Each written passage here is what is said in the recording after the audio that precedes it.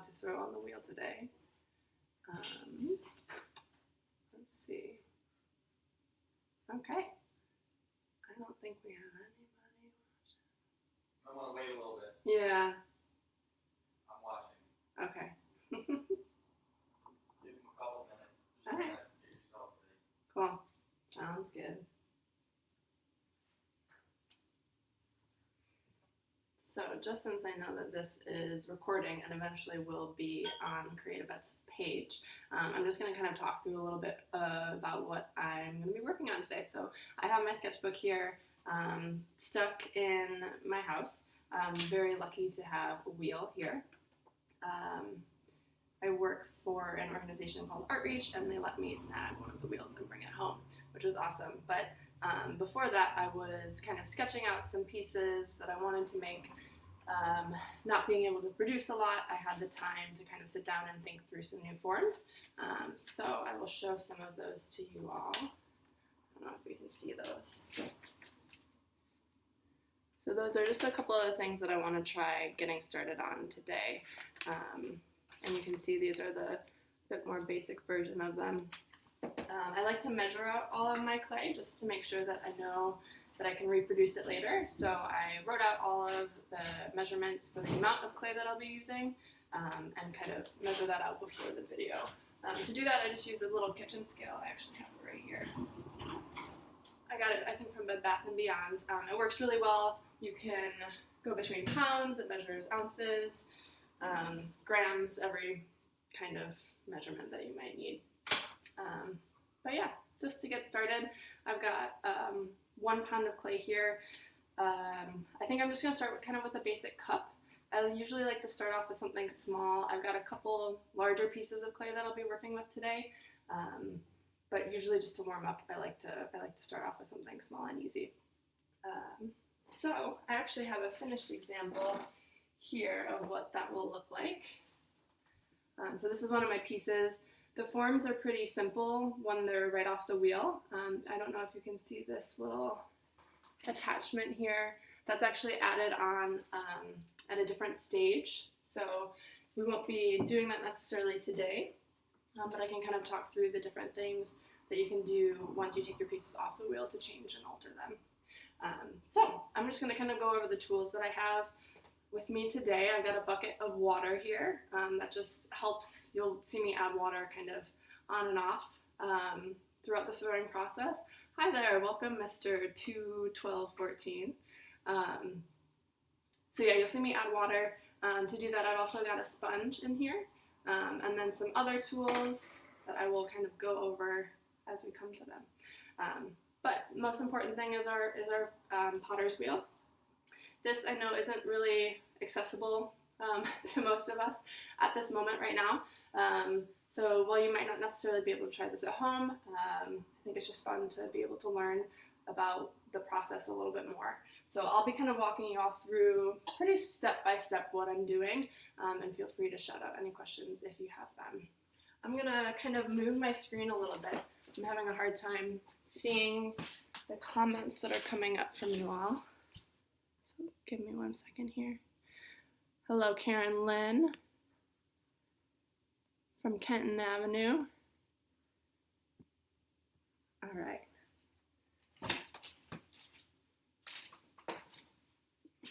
Cool. So today I'm just using an electric wheel, which means that you can just plug it into the wall. It runs off of electricity. I've got a pedal down here on my right that I use to control the speed. There are different types of wheels, some that are a little bit more manual, but those are generally a little bit larger. So an electric wheel is perfect for what we're doing today. So like I mentioned, I've got a pound of clay. Normally, when you're throwing on the wheel, you want to prepare your clay through a method called wedging, and that's similar to like kneading, but I did that with all of my clay beforehand, just so that I can kind of sit down and throw without interruption. But just to give you an idea of what that looks like, I've got my clay, and I'm going to take my hands and kind of press down and forward, pull that clay back up, and kind of repeat that motion. And what this is doing is kind of relaxing my clay. It's also compressing it a little bit so it's getting out any air bubbles. Metal is not an ideal surface to do this on. Normally you do it on either plaster or kind of like a canvas covered table. You can see, I'm not sure, yeah, you can kind of see the clay is sticking to the metal, and you can see it kind of roughed up my clay a little bit too. So normally you'd be doing this on a different surface, but again, just to kind of get that motion down. This is also kind of aligning the clay particles, so everything will work really nice and easy once we get on the wheel. Smoothing out any inconsistencies in the clay is really important before we start throwing. So it looks like we've got a question from Manglaze Black. When did you start? I'm going to assume that says wheel throwing. Sorry, my tab is in the way. When did I first start working with clay? About 10 years ago, and I first started on the wheel. I started in high school. I was very lucky my high school had a very intense kind of wheel throwing program, and so that was the foundation for learning how to throw on the wheel. Okay, so just to get started, I'm going to take my clay and kind of throw it down on the wheel so that it's stuck. I'm going to start just by spinning it slow. I'm going to start by turning it on. Spinning it slow and doing something called pat centering. The most important thing when you are throwing on the wheel is what we call centering, or keeping your piece on center. And what I mean when I say that is, if you could imagine from the very middle of this wheel kind of an invisible rod, we want to keep the clay even around that rod. So I kind of show you what on center versus off center looks like. Hi, Peggy Ryan. So I'm going to add some water and start centering my clay. So I'm not sure if you can hear my wheel. It's a little loud, but you'll hear it gets a little bit louder as I spin faster. So this is what a centered piece of clay looks like. It's moving, but it doesn't necessarily look like it's moving, versus something that's off-center. You can kind of visually see that movement. And again, if we were to imagine this as our center point, you can see there's a lot more clay on one side than there is on the other, which is just going to, I mean, you can throw with something that is off-center, but it makes it trickier, and also your piece in the end, one side will always be thicker than the other side. So I've got a question, what type of clay am I using? And I'm sorry, I can't see the rest of the question, so I'm just going to answer the first part. This is a stoneware clay. So it looks pretty red right now, and I can show you all again for those of you who are just joining us. I have kind of a finished piece here. It's iron rich and has an ingredient called manganese in it, which makes it turn this kind of dark brown once it's fired. So it'll be this color when it's done. It's a mid-range for anyone who knows a little bit about the different types of clay, which means that it's fired not quite at the hottest point and not quite at the lowest point either. So about 2200 degrees. And this clay is from Standard Ceramics, which I believe is based in Philly, Baltimore, I can't remember, somewhere on the East Coast. So once I have my clay centered, I'm going to start by opening it up. So I just took my finger and kind of pressed it down there in the middle. I'm not sure how much you can see this, but there's a little indent now. And the next thing that I'm going to do is start creating a flat base. So I'm using my fingers to come in and start really opening up this piece. And what that's doing is just creating that interior space for our drink, whatever we're going to be putting in this cup. So again, for those of you who are just joining, I'm starting off just kind of with a basic cup, just to get me warmed up, and I've got some other new forms that I've been sketching out, ideas that have been brewing during our shelter in place here in Chicago that I'll be working on today too. So I'm just taking the time to really go in and kind of smooth out that bottom, but also compress all the clay.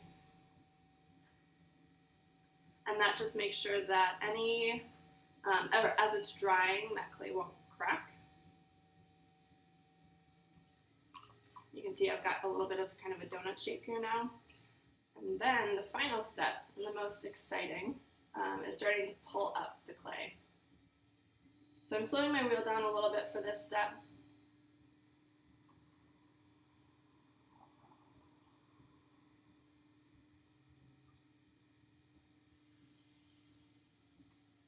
Wheel throwing is a lot about a combination of pressure and speed.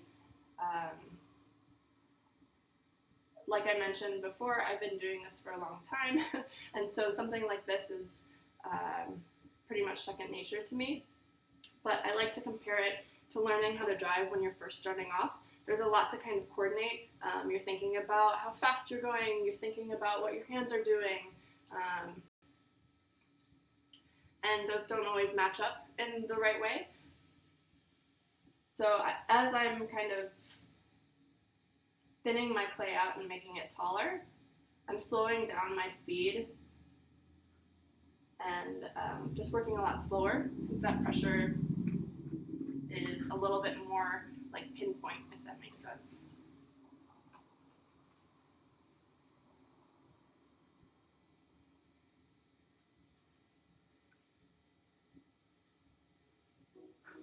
So I'm really working that clay at the bottom to make sure that I can utilize everything. Taking my time, making sure it's nice and even throughout. And as I'm pulling up and in, you can see I'm getting a little bit of a cone shape. That is a stylistic choice based off of just the kind of final form that we want, which maybe put that down here. So I'm making a cup just to get started. So that is going to be kind of my final shape, so I'm working towards that as I pull up. But another reason that I'm kind of pulling up and in is just because since this wheel is spinning, centrifugal force will always kind of want to make that clay come out and go wide. So as I'm pulling up and in, that cone shape is just a little bit more stable. It doesn't want to do that quite as much. So doing kind of basic cylinders, you always want to pull up and in. Okay, I'm just going to squeeze my sponge out and get any water out of the bottom in my piece. Again, as I finish this piece, take it off the wheel and let it start drying. If I have any water that's stuck in the bottom, it's going to end up soaking into the clay and kind of dissolving it and messing up the bottom of my piece. So I want to make sure that that's dry. I'm going to take out my wooden knife tool, which is just made out of wood. It's got this sharp edge, so I can come in on the side and trim off just a little bit of excess.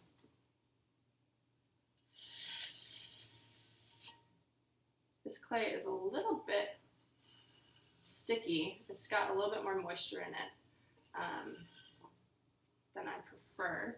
That's okay. It just means that it's softer. It means it's easier to manipulate, but also doesn't want to hold its shape quite as much, which isn't so much a problem for smaller things, but for larger items, it can start posing some difficulties. So I'm going to I use this kind of, how would I describe this, the sharp edge of it. I'm going to flip it around to this straight edge and use that to really clean up my form. A lot of my work is very simple in its form and in its shape. But with that, you have to think a lot about kind of that continuous line. So I'm using this straight edge to come in and make sure that it's really kind of sharp and clean throughout. So I'm pressing on the outside and coming in with my inside hand a little bit too, just to bump out any kind of indents. Perfect. Okay, the final thing, a little kind of touch that I do, again, I got a little bit of water in there, so I'm going in. I don't like it to be totally straight up and down, so I'll take the very edge with my sponge and kind of flare that out a little bit. Almost like a bar glass. I don't know if you all have ever seen kind of like a stout glass, but it'll be really round, or like a tulip glass. It has this roundness and then a little bit of like a flare up at the top. So I like to replicate that a little bit too. And kind of coming on the edge with my sponge to make sure that that lip is really round. It's going to make it nicer to drink from. Again, just getting that extra water out of the bottom. And that is it. That is a cut. So I'm going to cut this off of the wheel. To do that, I'm first going to kind of wash my hands off. So that way when I go to pick it up, it's not sliding all up in my hands. I've got this wire tool. So I'm just going to use this, make it tight kind of as if you were flossing. And I'm going to wire through my piece. So that's just cutting it off the wheel so I can take it off. And I've got some boards here. I like to use wood because as the clay sits on the wood absorbs the moisture, so it helps it dry out a little bit faster. And all I'm going to do, I'm going to take my hands, I'm going to kind of make sure they're as dry as I can make them. Again, I don't want any extra what we call slip or water. Slip is just clay and water kind of mixed together. The stuff that helped me throw really easily before by preventing any friction, now I kind of want that off my hands because I want to be able to pick it up without it sliding. So I'm going to take my hands around my piece, kind of gently wiggle that off, set it down. It did get a little bit distorted, so I'm going to kind of turn it around, try and get it back to that round shape. Again, if your clay is really soft, like I mentioned, this clay that I'm using is a bit softer than I would normally prefer. Again, it's easier to throw with, but especially even with smaller stuff, when you go to take it off, sometimes it doesn't hold its shape, it doesn't hold its structure as much, so that can be kind of a downside. All right, so we've got a little cup. You can see that it looks different in shape to my finished piece, mostly just on the bottom here. So another step to throwing is something called trimming, and that's a little bit more of like a reductive process.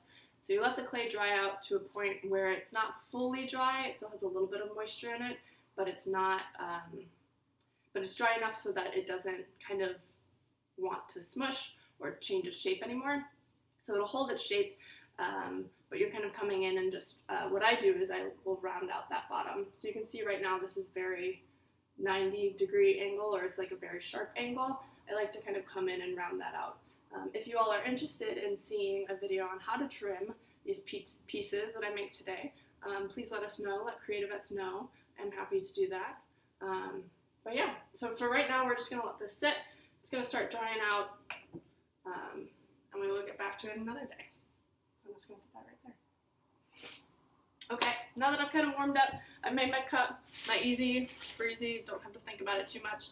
I'm gonna move into one of the new forms that I want to experiment a little bit more with, which are planters. So again, this is going to be a pretty simple shape, but afterwards I'm going to go in and kind of add some attachments to spice it up a little bit. And if you all, again, want to see how I do that, let us know. But you can also follow me on Instagram. I'll try to post those pieces once they're finished. So this is about 2.5 pounds of clay, I believe. Really attaching that to the wheel.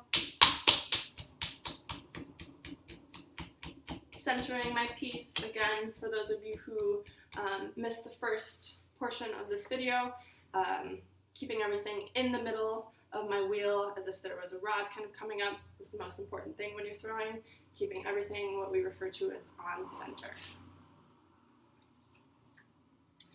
So something you might have noticed when I held those two cups up next to each other, the cup that I just worked on and the cup that's finished, was the difference in size, and that is actually the same amount of clay. So clay, as it dries, shrinks. As it loses that moisture, starts to get smaller, and as it goes through the firing process, gets even smaller after that. So generally, clay will shrink about 15% on average, depending on what kind of clay you're using. So you always want to account for that when you're working, for that shrinkage. So since this is a little bit larger of a piece of clay, I'm going to take a little bit more time centering it. I'm using a method called cone centering, and I also found an air bubble, which actually just popped, I think. I don't have to worry about it, but cone centering is what I'm doing. So I'm kind of pushing the clay up you can see, into a taller, thinner, more column-like form.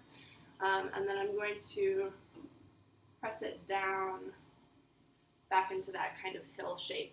And what this is doing is it's taking the clay from the very center, pushing it up as I'm pushing it in, right? So that center clay is kind of coming up, and as I'm pressing down, that clay will kind of come out and around. So it's cycling that clay kind of on itself. You can think about it almost as like a water fountain, how that water is drawn up from the center and then sprayed kind of over. That's the same thing that I'm doing as I'm doing that cone centering. So it's centering my clay, but it's also doing a little bit of wedging. This is also referred to as wheel wedging. So we talked about prepping your clay, and wedging is a way to get it ready before you even get on the wheel. But if it does need a little bit of extra work once you sit down, this is another great way to kind of get all those clay particles aligned, get on any air bubbles, like how I just found one, and get it ready and relaxed. So with the cup, that's a form that I make a lot. I didn't have to think about it very much. This planter form, I've made planters, but this is, I'm trying to go a little bit larger than I have in the past. So I'm gonna have to stop and kind of think about it a little bit more as I'm doing it. It won't be kind of as big of a no-brainer. So one thing that I'm considering as I'm working is how wide I want it to be. So if I start with a piece of clay that's about this width, that's essentially as wide as I can go with my piece. So once I open it up and start pulling up where it's attached, unless I'm kind of making a belly, right? Unless I want like a smaller foot, which I don't. I want it to be a little bit more straight up and down. So wherever it's attached on the wheel is how wide I sort of want my final piece to be. So I need to think about that. Think about that now and kind of decide, because I won't be able to change it drastically later. I'll be able to make minor adjustments, but nothing too big. I don't think you all can see, but next to me, I've got my plant stands, so I'm kind of looking over at them and seeing what kind of shape I want. Let me know if anybody else out there is a fellow plant parent. Let me know what kind of plants you got, your favorite kind. I've got a lot of aloes at the moment, kind of hanging out next to me. We have a couple of aloe plants that just create a lot of pups, so like little smaller plants, little offshoots off of the main plant. That's something that I need to do during this kind of time at home. I think is take those out, separate them, and kind of repot them because they're getting crowded. They're one big happy aloe family. So I got my piece centered. I got it to where I think I want the width, and now I'm opening it up. So diving down first.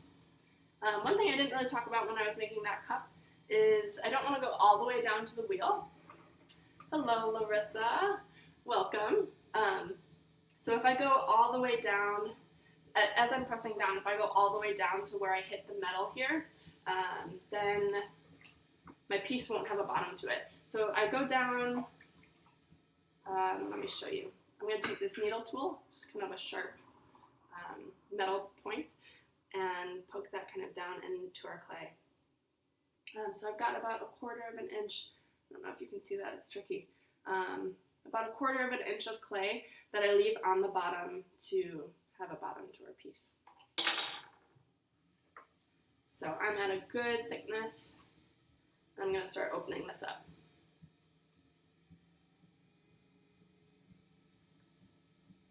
So again, I'm working a little bit faster as I'm centering and as I'm opening up my piece. This is just because I'm applying more pressure during these stages. So as that clay is kind of coming around, it just needs to be going faster. It keeps everything really even.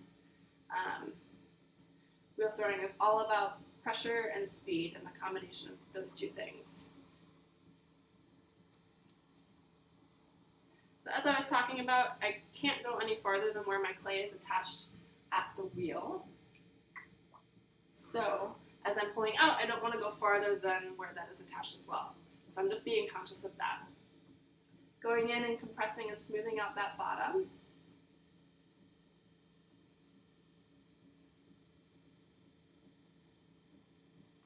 Oh, so I'm now just reading Larissa's comment. I think maybe you were responding to being a fellow plant parent. Larissa and I went to school together, college, and I know that she's got a lot of plants and a lot of pets. All right. So my bottom is nice and smooth, nice and compressed. So I'm going to start pulling up. I think just by looking at this already, I don't think it's as wide as I want it to be, which is okay. As you're kind of working through ideas and sketches, I think there are a couple different approaches to it. You could be very technical about it and kind of draft everything out. I like to work with clay because I don't like drawing, so drafting and sketching ideas, I generally like to do the bare minimum. So what I prefer to do is kind of work through an object on the wheel, right? So I'll make multiple iterations of it. It's kind of always changing even as I've settled on the form and proportion. But I find that the easiest way for me to figure out what works best and what I like when it comes to those proportions is just actually making it. And sometimes the idea that you have, that you start with, you find in that process, right, in making multiple versions of it, playing around with those tiny, minute differences, I find a lot of the times that what I thought I wanted to make, or a shape that I thought I wanted specifically to have, isn't the best version of it, if that makes sense. So I really like to just kind of come in and make those pieces and work through those ideas in more like 3-dimension.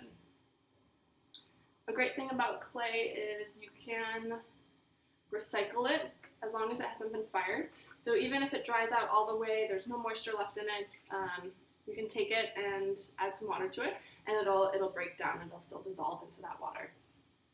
So if I have a piece where it's like a definite no, after I take it either off the wheel or maybe I spend some time with it and just don't like how it's turning out, I can go back and recycle it and reuse that clay.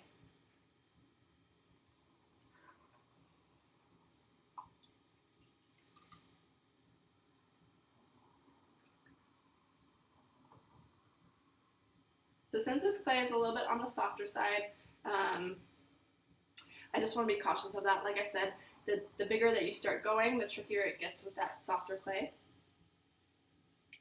So I don't want it to get too thin.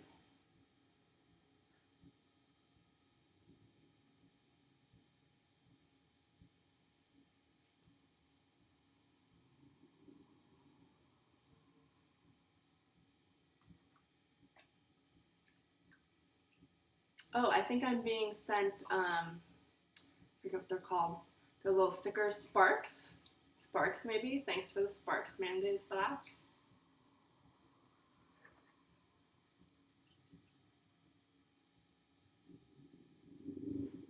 For any of you who kind of missed the first portion of our live stream here today, I mentioned that obviously having a wheel in your apartment is not the case for everybody. I feel very lucky to work for an organization that was like, yeah, go grab a wheel from the studio and bring it home.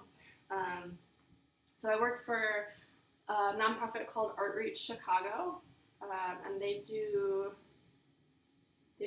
glass blowing and ceramics. So I'm a teaching artist there and a ceramic studio manager.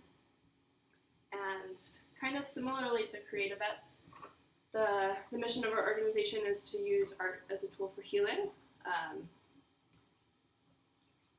So we have actually partnered with CreatiVets recently to start a program a couple months ago that unfortunately is on pause right now, but for veterans in Chicago.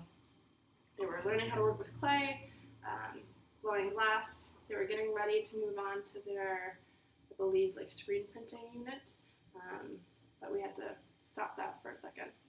But yeah, I think I think all art can be very useful, right? Just having a creative outlet in general can be really useful for working through any either traumas or just daily stress. For me, wheel throwing and working with clay is definitely pretty meditative. I've been working with it long enough that I've built up that kind of muscle memory, and I'm able to sit down and pretty much, make something or make multiples.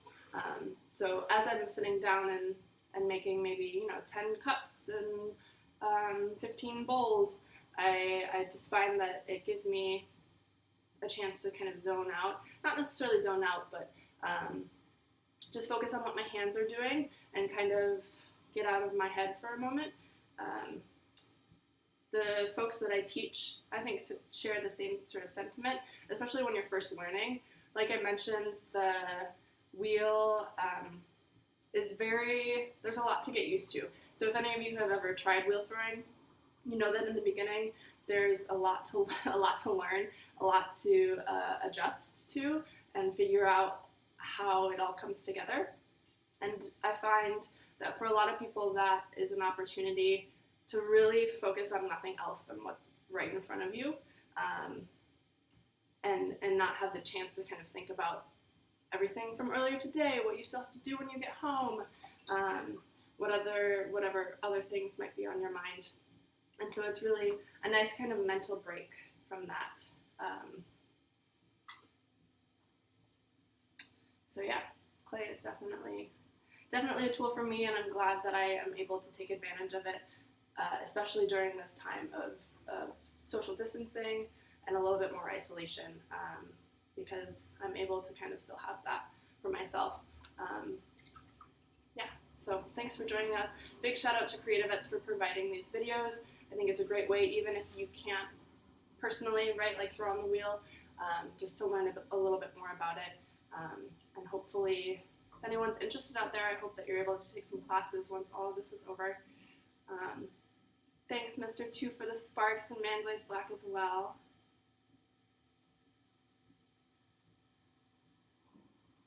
Okay, so I think I'm kind of reaching the end. I got a little distracted talking, but I want to kind of straighten up this form a little bit. It's pretty even throughout though, so I think we can kind of move on. So again, I'm going to come in with my wooden knife tool using this slanted edge and just trim up. Ooh, actually, I'm going to do one more pull, really focusing on the bottom. A lot of the times the bottom of your piece will end up being a little bit thicker than the top, which is okay, but right now I've got just a little bit of extra clay that I don't want to have to trim away later. So I'm going to really utilize that. And it'll also make my piece just that much taller. You can see it's starting to get a little bit wobbly. Again, that's just because I got some softer clay here today. Working slow because of that. All right.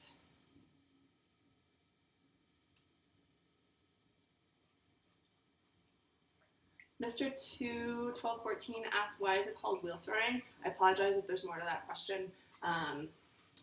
My screen is blocking the second half of it. That's actually a good question, and I'm not sure that I know why. I mean, we're working on a wheel. I'm not sure why it's called throwing, though. It's funny, a lot of times people will kind of make the joke when they're not sure what wheel throwing is. They're like, what? We're like throwing stuff? And that's not the case. That's actually a really good question, and maybe I'll dig into that a little bit more after this stream. I'm not sure where that term comes from. So I'm trimming away that bottom. Again, taking this kind of straight side. Thanks, Awesome Ketchup and Mr. 2 for the sparks. Taking this flat side and coming in to really straighten up those sides. And I've got my hand on the inside to press any low points.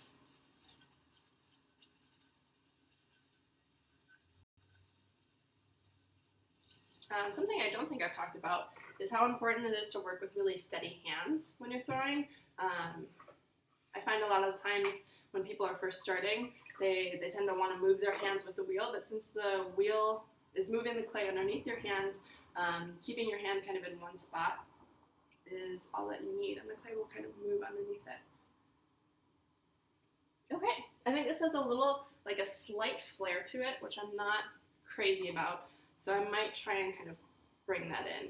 So I'm going to add a little bit of water, and just using my hands, start what we call collaring it in.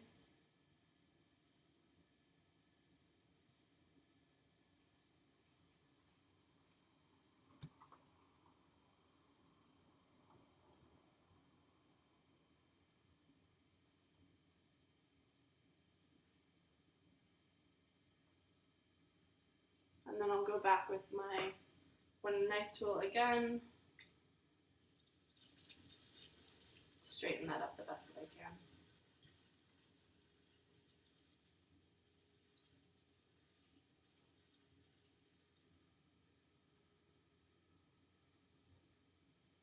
Cool. Still a little bit of a flare, but life goes on. It's a prototype. The first of its kind. Okay, that's not a bad size. I was kind of guessing with the amount of clay that I used. I used about 2.5 pounds. I think that was a good amount. Like I mentioned before, I might kind of play around with the proportions. Maybe this next one, I've got another 2.5 pound piece weighed out, so I think I'm going to make it a little bit wider and see if I like that or not. I'm also realizing that this is pretty large and it might be a little difficult to take off of the wheel without totally crushing it. So I'm going to take this one off, and then I'll show you all a solution for that. I have what's called a bat, which I'll throw my next piece on. Okay, I got all the water out of my bottom. I'm liking the shape, so I'm going to use my wire tool just to cut through that bottom.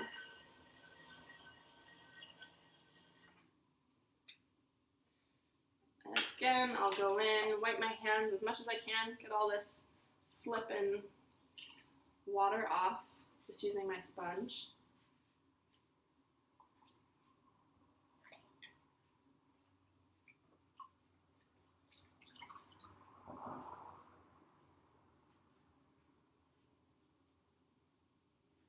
Okay, we'll bring our board back over. Actually, this is sort of large. I kind of balanced it on my leg the last time. I'm not sure that I want to do that this time. So I'm going to try and, actually, I'll put on my bucket. I want to kind of minimize the amount of time that I'm traveling with it in the air, just since I think that might kind of, again, change that shape. This is going to be interesting. Okay, I'm going to go in, before I take it off, I'm not sure if you can see, but it's kind of, since it is so large, wanting to cave into my hand. So just to go in and get some added extra stick to my hands, I'm going to use a metal rib tool. Just this kind of straight side, and what this does, the metal will kind of go in and scrape off that slip on the surface a little bit better than my knife tool did. I'm going to bring my knife tool out just because I've kind of made my shape a little bit more oval from attempting to pick it up. So I'm just going to straighten that back out, and then I'll go in with the metal rib to get that layer of slip off. And what that's going to do is just help it stick better to my hands. Since right now it was really kind of side and round. So I definitely need to use that for this next one, which again, I'll show you what that is.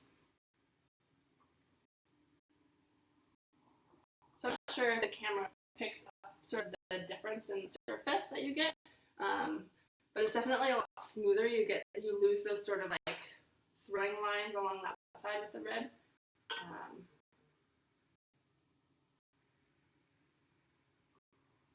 It's just cutting through that layer of clay that's been mixing with water to leave that clay underneath, which is a little bit tackier. Okay, we're going to try this again. I'm going to wire through it one more time just because I might have settled a bit.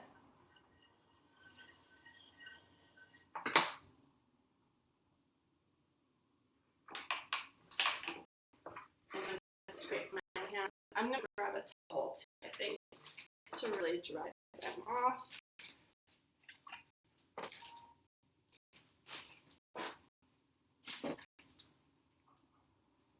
Okay, take two.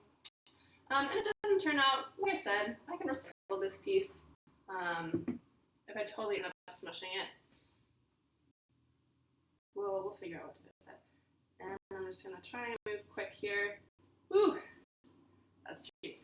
Okay, so you can see just in my hands, well, maybe you can't see, but it did get pretty distorted. I'll kind of try and dip it up for you.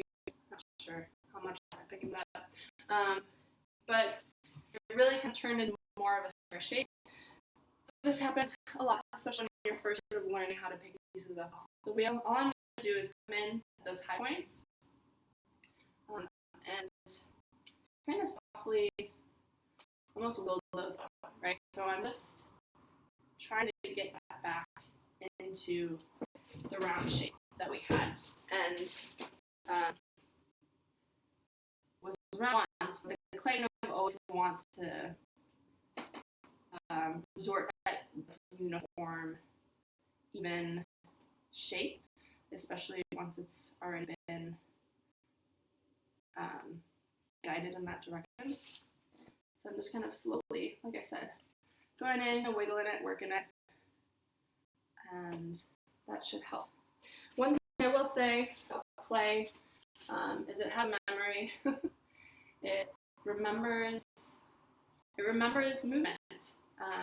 So like I mentioned, and for anyone who was just kind of tuned in and didn't quite hear this, clay shrinks as it dries, and as it dries, it's losing moisture. As well as when it's fired, it's also shrinking. But what you'll notice sometimes is that clay, that memory, comes out as it's drying or as it's being fired as well. So sometimes you'll have a shape like this that maybe got knocked off a little bit when you take it off the wheel, knocked off of that round shape, and then you fix it up, looks good, maybe it dries pretty well, and then you put it in the kiln, take it out of the kiln, and it's totally an oval shape, or it's totally gone back to whatever shape it was before you kind of fixed it. So clay has that memory of the sort of last movement. So if I were to like poke this rim in and then try and fix it, chances are that clay is going to kind of want to tend towards that last movement. Fascinating, but also frustrating at times when that's not what you want it to do. So, okay, nice little planter. I'm going to clean off my wheel, so I'm just going to use my wooden knife tool to do that. While it's spinning. I know some of you have already, but feel free to shout out any questions that you have. Again, my setup, I can't necessarily see the full question, but I'll try and do little Mad Libs and fill in the blank. And as the questions come up, it like goes up and I'm able to see the whole thing. So feel free to shout them out. Otherwise, I'll just keep talking. All right, so I cleaned my wheel. Like I said, I'm going to break out something that's called a bat for this next piece, just so that I don't end up messing up my shape. So the wheel, again, I'm not sure if you can see this, but there are two holes in the wheel, which I'm going to use these bat pins. They're essentially just like little, what are they called? They look like bolts almost. So they've got like this head, and I'm just going to put those into those holes. And what that's going to do is give me a place to attach my bat. So this is called a bat. It's kind of like a record. But what I can do is I can put this on the wheel and it becomes like a removable wheel head. So I can still wire through my piece, but I don't have to physically take it off. Just the piece itself, I can take the whole thing off. And this is really great for really wide things, really wide and low things, so stuff like plates, or I'm actually going to be doing more of a platter shape in a little bit here, so that is pretty crucial for those as well, just because they're really, really difficult to take off otherwise. So I'm going to kind of line up, I don't know if you can see, there are these holes. I'm going to line those up with my bat pins, kind of press it down. Sorry, I'm going to make a louder noise, and just make sure that it's really stuck on there. I'm going to clean this off too. I was using some white clay earlier. So I'm just going to wipe that down.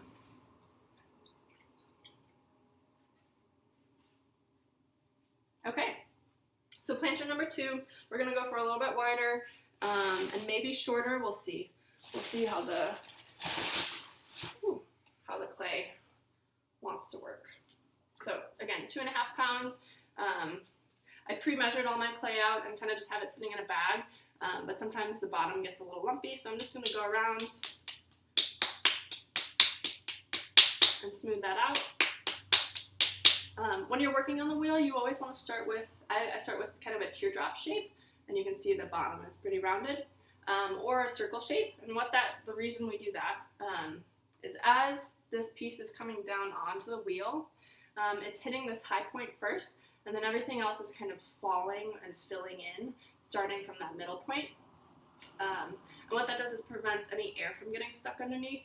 So if it was the reverse, right, if I had kind of a high point at the sides and started down, then you'd get a little kind of air bubble trapped in that concavity. I don't know. So we always want to start with a really nice round bottom. We'll get it stuck on there. Pat center. I'll start centering.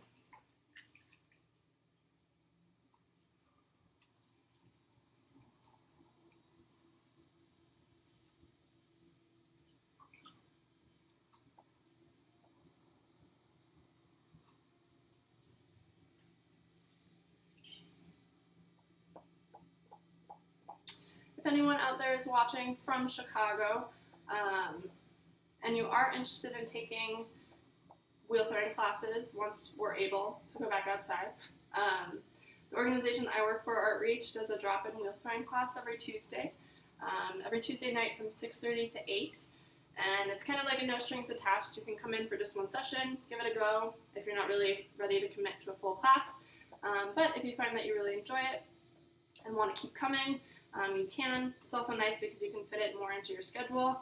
Like say if you have a busy day at work and have to stay late, there's no necessarily money loss when it comes to getting there or having that time kind of set aside. It's $35 for the hour and a half. We also have punch cards that you can buy to kind of reduce that cost if you want to, or if you're able to pay more up front and want to commit a bit more to a certain number of classes. We are in East Grove Park, but there are also a lot of other studios really scattered throughout the city, scattered throughout the suburbs as well too. Hi Joe. So yeah, I definitely encourage you all, if you're interested, to just give it a try. Like I said, it's very rocky in the beginning. You will not be making the things that I'm making, but it's fun. It's just a fun skill to learn, and it's really satisfying to be able to use something that you've made too. So yeah, I would encourage everyone to try it. So again, I'm figuring out sort of how wide I want it to be now, so that way, because I can't really change that after I've set out how wide I want it to be. So I think this is about the width. I'm checking out my last one over here. It's about the same width as the last one, so I'm going to go a little bit wider, even though it feels like it's getting really flat, but we'll work it out.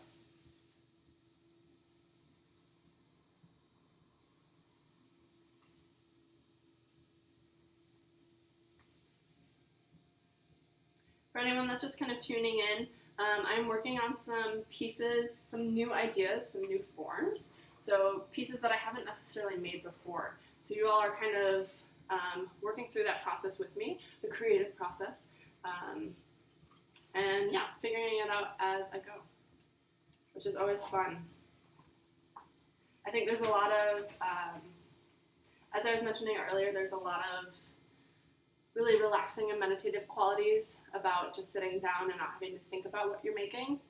But it's also really, really exciting to be working through something new. And I don't know, there being a little bit more of a surprise element to it. Thank you, Crooked Cranium, for the sparks. Manglaze Black asked, have you worked with CreatiVets? Again, I don't know what the second half of that question is. I have worked with CreatiVets in their program with Outreach, like I mentioned before.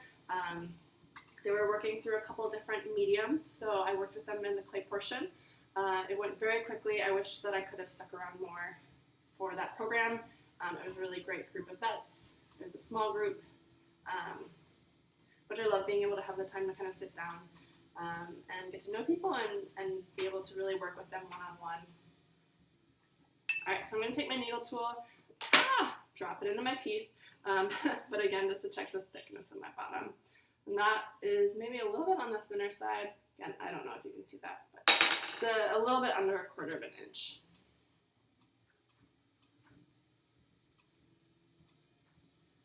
Okay, and I'm going to start pulling this out. It's going to be a little bit trickier just since it is so flat, but we can do it. If anyone out there is interested in trying wheel throwing, I would recommend patience. It takes a lot of patience and kind of acceptance of failure, especially in the beginning. That being said, it can be a really great lesson for those two things as well. Clay is a very humbling medium, a very humbling material. It does as much as what it wants as what you want. I like to think of it kind of as like, as a relationship, you like have to get to know each other. Some people right off the bat know, like, you know, get along with clay really well, and some people it takes a little bit more time to like warm up to each other. But yeah, even having worked with clay for 10 years, I have my fair share of failures. And there are some days where you sit down and it just isn't working. I actually had a moment kind of right before Chicago went into the stay-at-home order. I had a moment where we weren't running programs at our studio at Outreach, but staff was still allowed to go in and work. And it was a really great opportunity for me to go in and just share the space with a couple of people and make some stuff. But the first day that I sat down to throw, I was joking with my coworker. I was like, it feels like my hands just forgot what to do. You know, it's like I could go through all the motions, but things just felt awkward. So even having had a lot of time spent and a lot of hours put in, I can feel it like, not failure, but yeah, there's always that aspect of like losing a piece. And it doesn't necessarily sometimes have anything to do with what you've done. Again, it's just the clay. Just the clay. It can be temperamental, but we love it. We love it.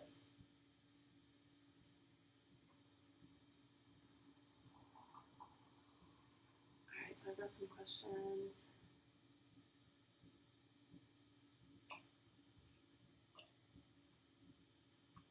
Crooked Cranium said, love to see another channel helping support those in quarantine, especially one that supports veterans. Keep up the good work. Yes, I second that. Thank you, CreatiVets, for providing these videos. I feel lucky to live with somebody else, so I still am able to see somebody every day. I can't imagine kind of being by myself during this time. If anyone out there is living alone, I would love to hear about what you do to kind of keep yourself busy. Do you FaceTime with, friends and family? Do you make a lot of calls? Are you enjoying maybe solo time? I'd like to hear about it. Ooh, okay, I think I'm missing some of our sparks. Hi, 19 Raphael, hello. And we've got some stickers. Thanks, Man Blaze Black, Crooked Cranium. Let's see who else. Reststream, Man Blaze Black again. Awesome, and welcome to anybody who is just joining us. So right now I'm working on a planter. My work is pretty simple in form. Definitely thinking about function pretty much before anything else. So it might not look super exciting now, but as I work through different steps, like my plans for these planters is to add, I'll hold it up again for anybody who's just kind of joining us. It's one of the cups that I made. I don't know if you can see. It's got like this little knob on it. I don't think that's helping. The camera is like mirroring me. It's got this little sort of like knob or nub. For these planters, I want to add one on either side, but I was thinking about adding sort of a cutout in the center. So if you all have ever had those like butter cookies, the ones that are like a ring in the middle and then kind of look like a flower on the outside, I always used to put them on my fingers as a kid and act like they were rings. I think about kind of something similar to that shape if you were to cut it in half and then kind of put it on either side. I like the idea of having something that is kind of reminiscent of like a flower or a leaf, a plant, kind of on the side of these planters. I think it would be a fun little addition.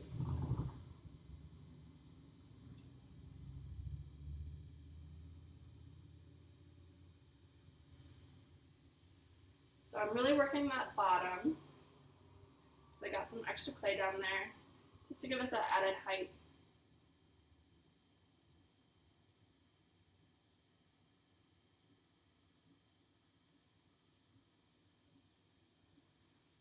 I realized I didn't really explain what I'm doing when I'm pulling up the walls.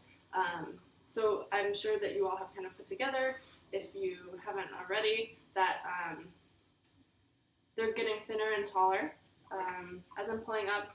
And I'm doing that just kind of by putting pressure with my fingertips. So one hand on the inside, one hand on the outside, applying pressure just in one spot, right? So starting from here, working all the way up. I'm not applying too much pressure right now just because I don't feel super stable. Normally you want to work kind of at that 3 o'clock position, which unfortunately I don't know that you all can see very well. So I'm sorry about that. But working from the very bottom, applying that pressure, trying to keep that pressure even throughout so that my clay is even. And I'm getting a little bit thin here. I can feel the clay kind of wobbling, so I'm going to have to stop. I don't think I can go any taller. But it's wider. It's a lot wider than my last planter. Which again, just kind of playing around with different shapes. We'll see what we like the best. So I'm going to go in the bottom here, grab that extra water, round out my top, and then I'll come in with my wooden knife tool and trim away the bottom.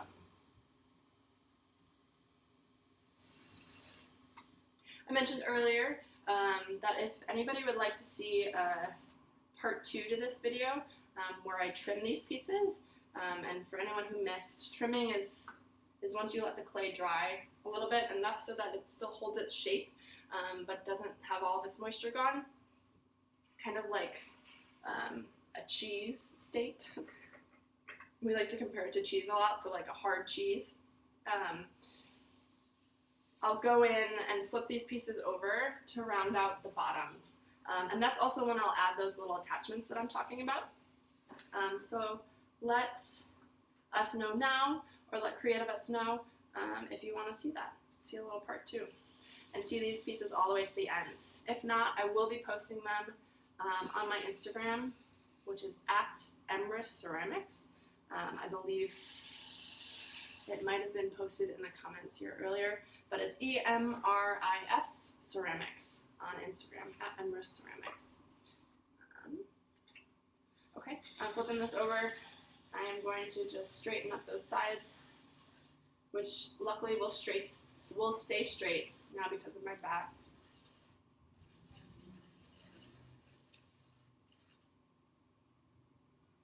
I won't mess them up when I'm taking it off. I'm looking at this planter now, and there's like totally a divot in the side, so I'll have to go back and kind of tweak that, but that's okay. Again, my top is a little bit flared out, so I'm going to try and fix that. I think I just wasn't.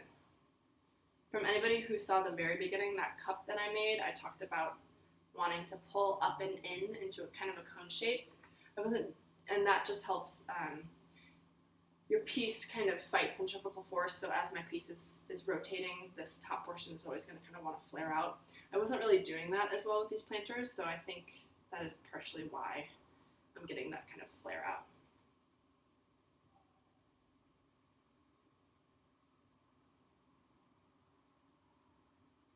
So I'm just kind of coloring in this top, working really slow. Yeah, that works great. Awesome. Okay, so you can see it's kind of changed my shape. Sorry, my petal's moving around.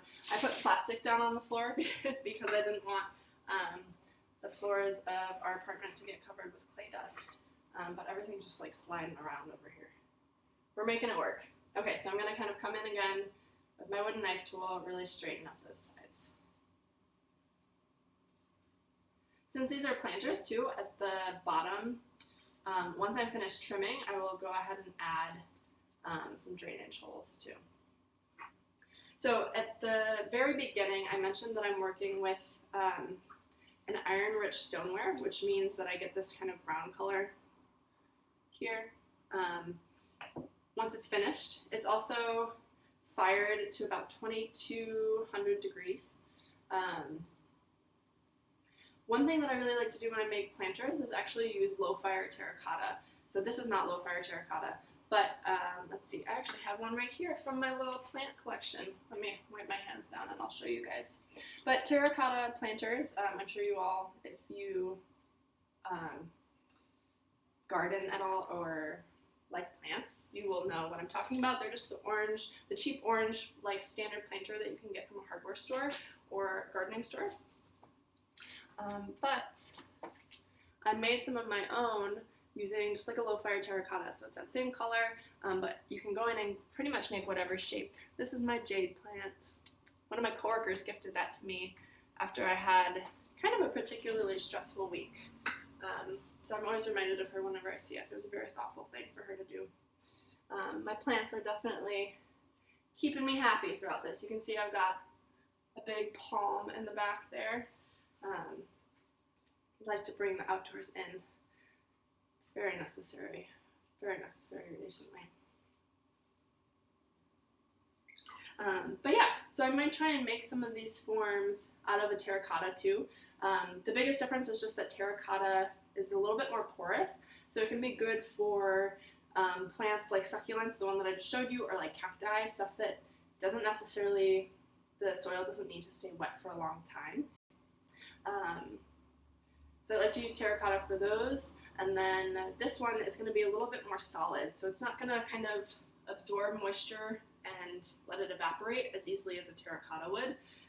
Just because it's fired a little bit hotter, all of those ingredients or kind of materials are a lot more solid and dense. So a drainage hole is a definite necessity for these planters that I'm making here today. Okay.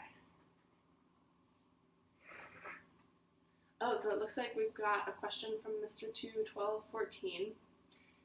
So you looked it up. Throwing comes from the Old English word thray, which means to twist or turn. The term throw and turn mean the same thing when referring to making pottery on a wheel. That's awesome. It's funny how there are those things that like I've been doing this for how long and I've never questioned why it's called that. So thank you, Mr. 2, for that little fun fact for us today. That's awesome. All right, I'm just going to get really finicky with this shape right now. So I'm sure to you all, it's like looking pretty straight. I don't think that the camera picks up the same kind of nuances that maybe I'm seeing. I'm also seeing it from a couple different angles too, which changes things. But yeah, since my forms are so simple, I do spend a lot of time and pay a lot of attention to a lot of like minor details because they tend to stand out a lot more when there's less to look at. So, and I just like being obsessive about small things like that, so it works well. Okay, that looks good to me. I got all the water out of the bottom, although there's some kind of funky marks on the bottom. So again, in the theme with paying attention to details, I'm just gonna really go in there and make sure that that is the way that I want it to look. Okay, so since I'm throwing on a bat, that kind of record shape removable wheel head, I am going to still cut through my piece, but I won't have to take it off the wheel the same way and kind of transfer it onto a different board the same way that I did with my other pieces. So I just cut through that bottom with my wire tool. I'm going to take my sponge and just clean off any extra clay. I also did knock it off really slightly off center as I was cutting through. So I'm just going to come in on the inside and kind of round that back up again. And actually, getting finicky, I'm going to go back with my wooden knife tool. Sometimes, yeah, I'm actually not going to mess with that too much.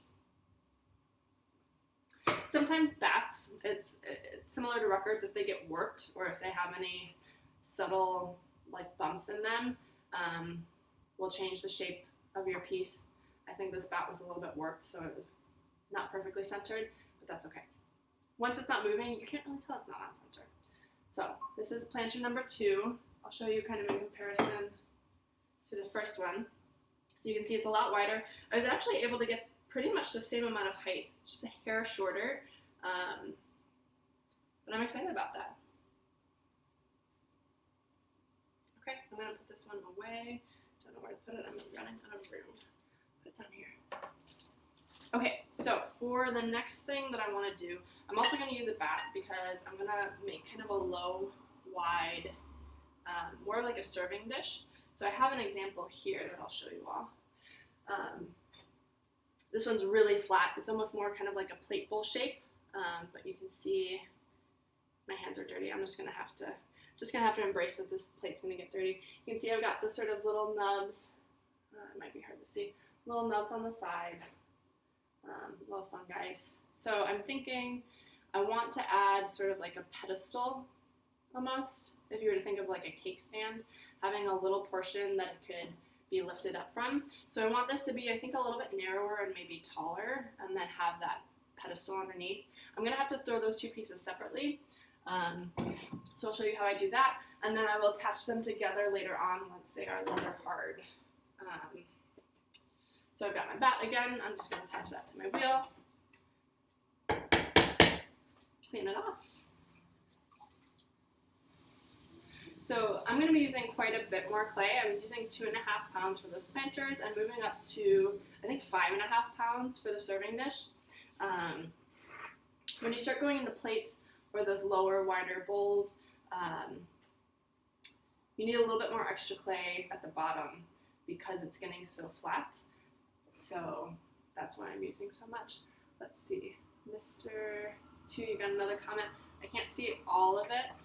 Let's see. Let me see if I can scroll up.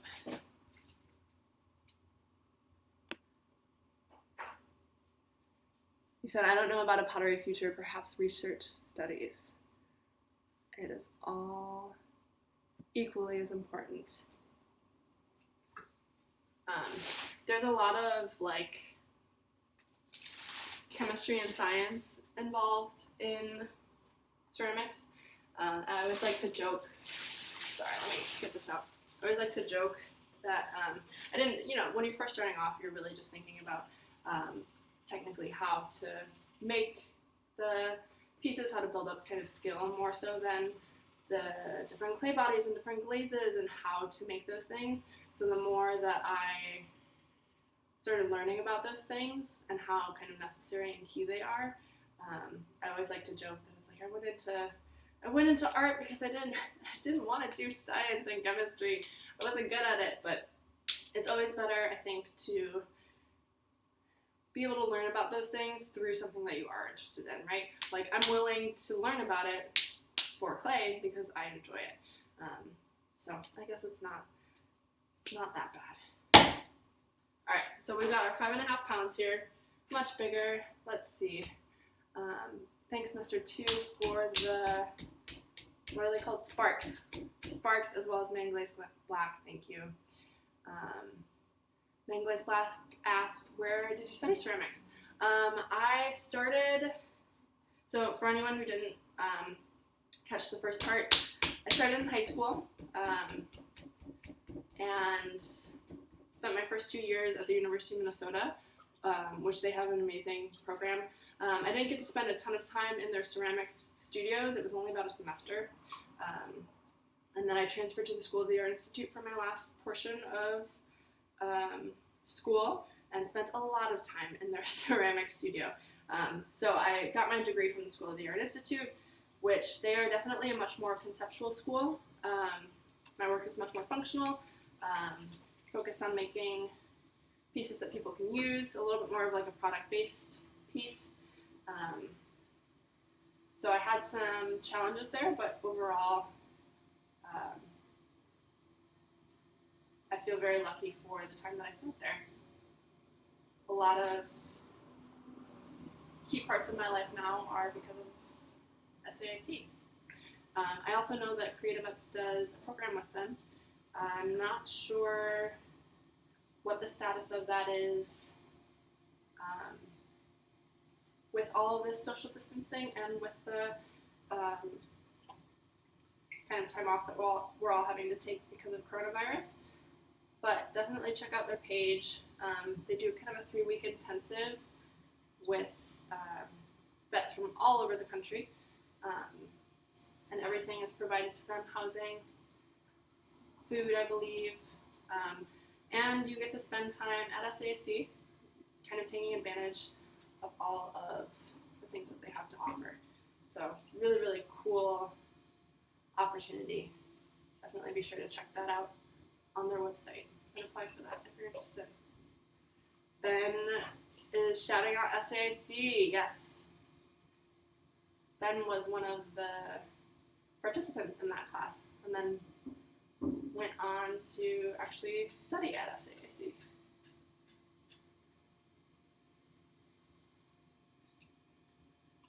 All right, since this is an even larger amount of clay, I'm really taking my time to center it and doing that cone centering like I mentioned before. So I'm pressing that clay up, which is moving all the clay from the middle up, and then as I'm pressing it down, that'll kind of cycle through and make sure everything's really nice and even.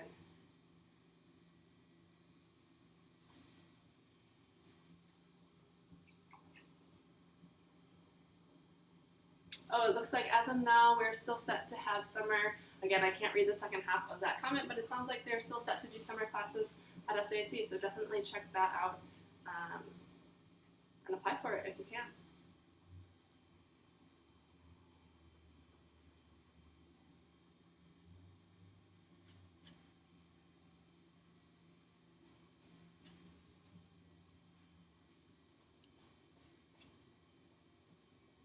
So something that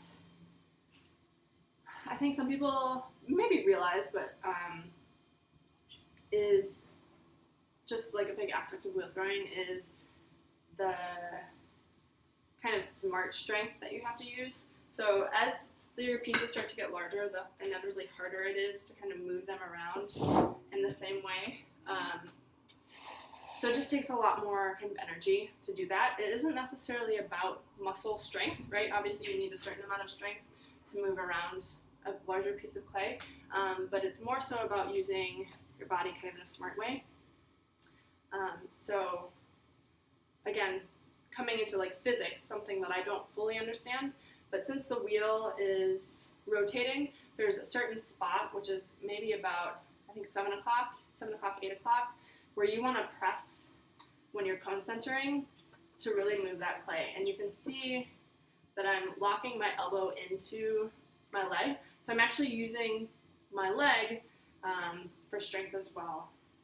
And then really leaning over the clay to utilize my body weight. So that way I'm not having to, right, like rely on just all my upper body muscles.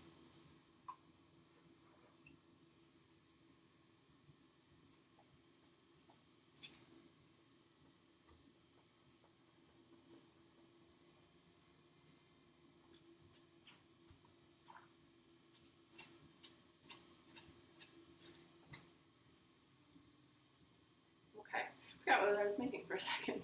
It's like, what am I doing? I remember. Doing kind of a serving dish.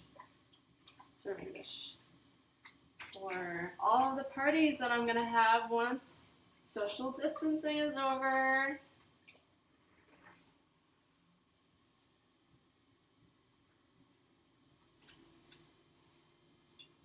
So I think I'm going to concenter one more time. Still feeling a little bit lumpy in the middle.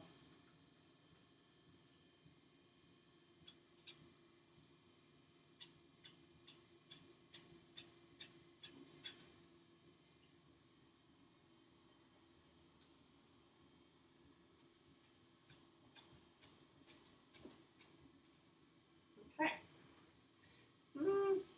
It's still a little bit off center. I think, like I mentioned before, sometimes the bats aren't perfectly straight, or in this case right now, it's kind of wobbling, so it's like shifting when I'm applying that much pressure to it. Since it is a larger piece, I'm really kind of pressing in.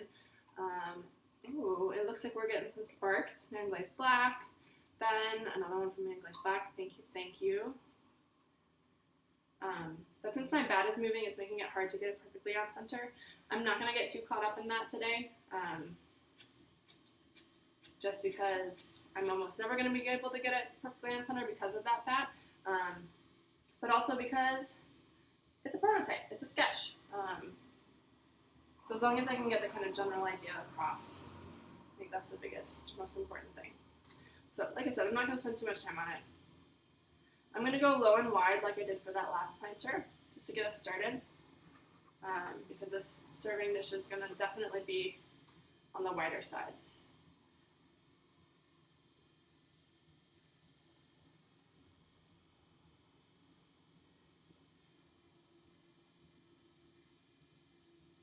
So I'm making sure I'm using a lot of water.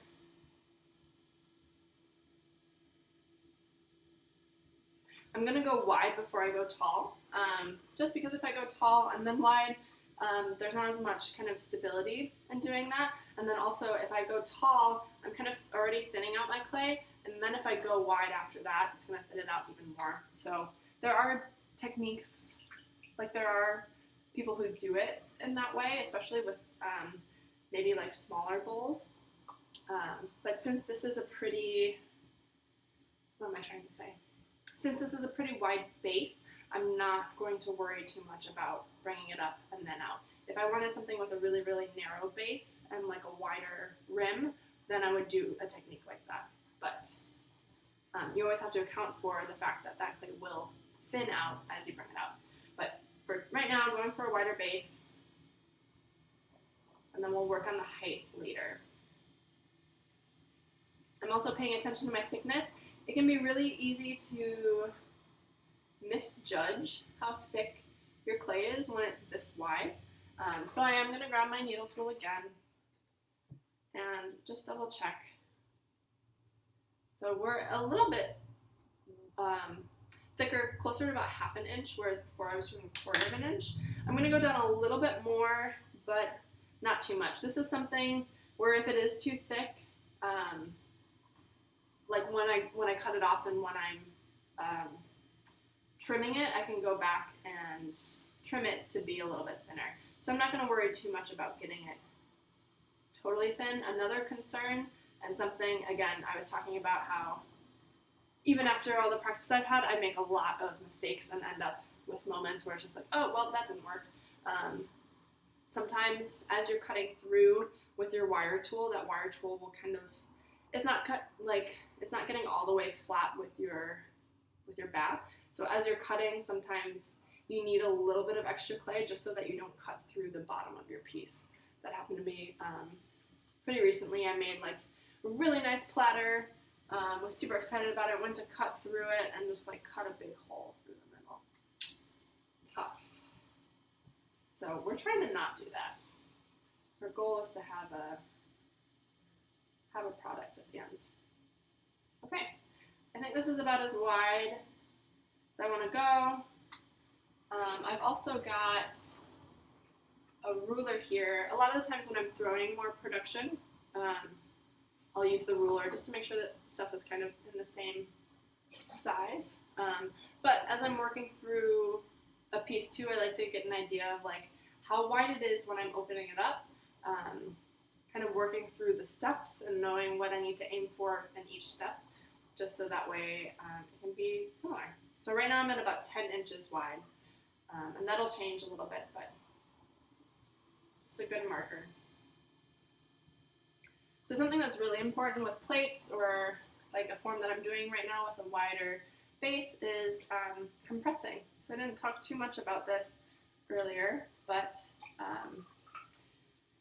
compressing is just what it sounds like. So I'm pressing down, not so much that I'm really moving the clay, like not so much that I'm making a visual indent, but enough to kind of cozy up all of those clay particles. So we talked about as clay dries, it shrinks, and I talked a little bit about how clay has that memory, right? So how it remembers the last movement that was kind of put on it as it's drying. And with these wide, low forms, since it is a wider, thinner piece of clay, as it's shrinking, sometimes you tend to get cracks. And with plates especially, you'll get kind of like an S crack is what we call them. But the compression helps prevent those. And one thing that I think is really important is when you are making plates, you're kind of compressing both in and out, right? So you can, as I'm working from the interior to the exterior, but I'm also working back from the exterior to the interior. And this is because if I'm just working from the inside out and then stopping inside out, that's the motion that the clay is going to remember. So as it's drying, it's going to want to spread apart, which creates more tension on your piece and increases the likelihood of a crack. So if that last memory it has is moving in, then it's going to want to move in and become denser. So yeah, again, clay is humbling. It's definitely, there's a lot to learn about it.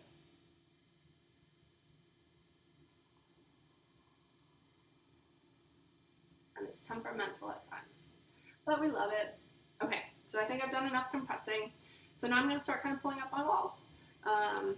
Like I mentioned before, kind of sketching it out with you all as I'm working. So I have a general idea of what shape I want to go for, but that might change a little bit as I work. I've also got, I'll show you now, a couple of different ribs. I talked about the metal rib tool, which I will use a little bit, but there are ribs that are kind of different shapes. So there are these kind of different curves, which I can use to really refine the inside curve of my serving platter.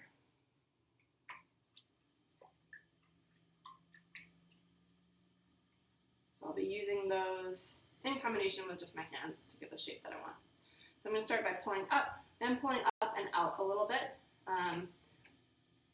I talked about pulling up and in when you're doing kind of more up and down forms, but since we're working on a bit more of a bowl shape, I am going to kind of just start by working in that shape.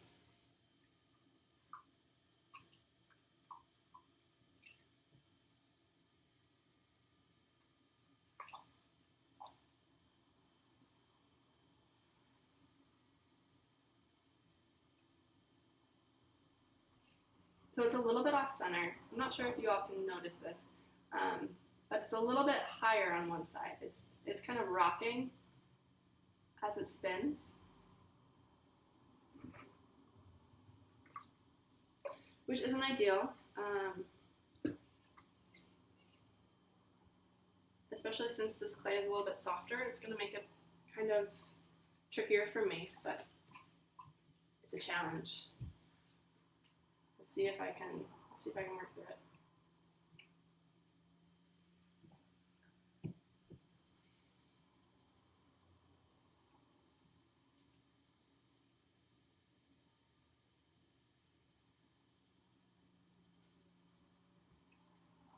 Okay, I think that's about as tall as I honestly can go with this clay. So now I'm going to come in and kind of start shaping it up with my ribs. I've got a pretty good basic shape. And the shape that I'm seeing, well, I guess you all can see the inside. Shape on the inside is definitely a lot different than the outside. Again, I'm going to be going in and really changing that outside shape through trimming, which is a little bit more of a reductive technique once that clay is set up. So let us know, oops, just totally knocked that. Let us know if you'd like to see a video on how to trim.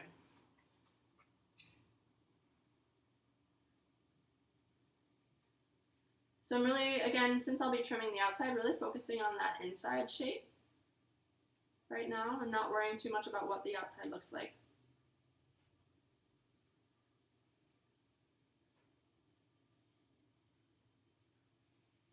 I think I want this piece to have a bit more height than the example piece that I showed you. I think it'll help kind of balance out the pedestal on the bottom of my kind of serving dish. So I'm going to see if I can pull that up and in just a little bit. It's not quite as tall, I think, as I want it to be.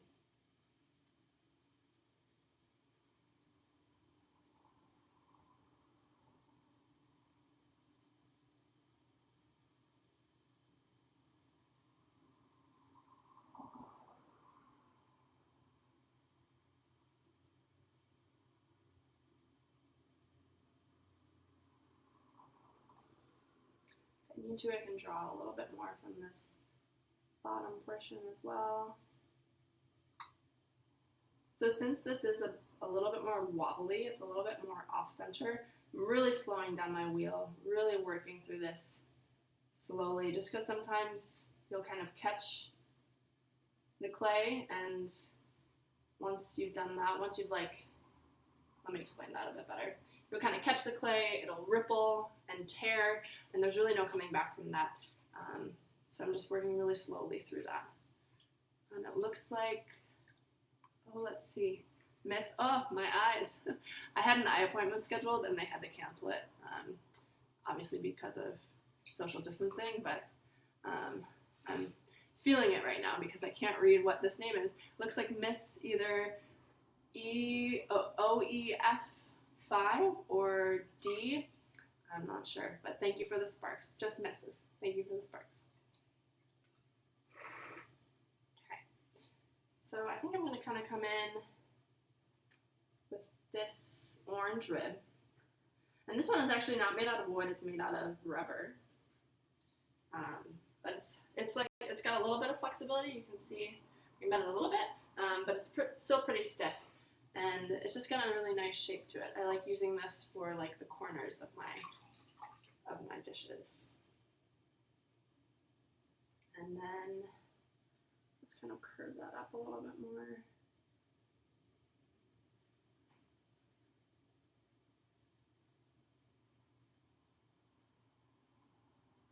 All right.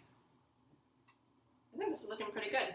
Again, I'm going to get really finicky with the inside and really kind of take my time to get that shape the way that I want it. You know, once you take it off the wheel, with the exception, since I am throwing it on a bat, in theory I could put it back on and continue changing it. But once you take it off, you can't really change the shape, at least in the round, right? You can go in and alter the shape and maybe make the edges square.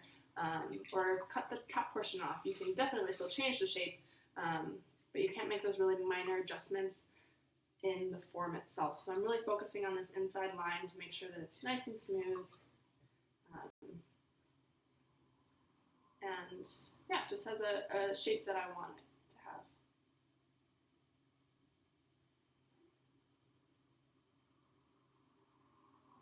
I'm going to go in and compress that bottom a little bit too, make sure that that's flat.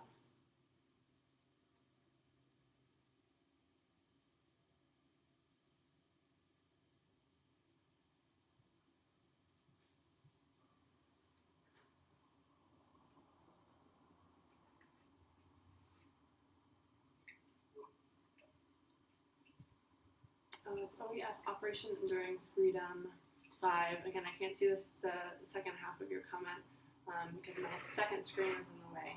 But thank you for clarifying that. oh yeah, yep. I actually really felt like I was in the eye doctor's office, you know, reading the little lines of letters. I was like, is it a no? Is it a D? I'm not sure. Definitely need to up my what is it? I guess prescription? No. Forget what it's called when it's your changing your like glasses strength. Okay, so I think I'm pretty happy with the interior of this bowl. I'm gonna come in just a little bit. I think I actually kind of just messed it up by doing that. Whoops.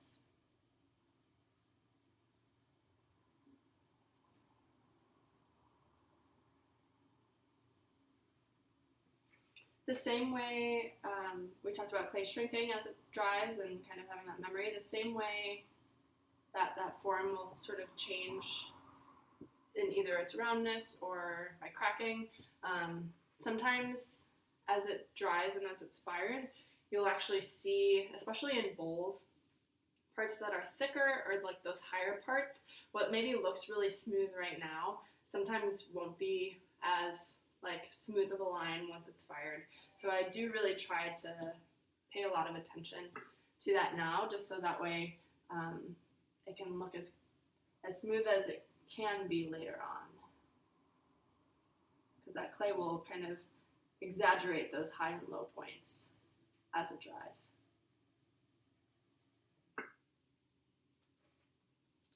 Taking our time, that's the theme of this whole month, honestly. All I've got is time. Since I work with a nonprofit and a lot of our programs are based around like, you know, being with each other and around the needs of like the studio needs of glass blowing or wheel throwing.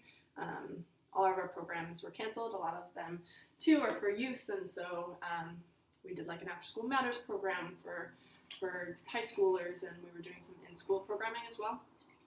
But obviously all of that has been canceled. So I don't have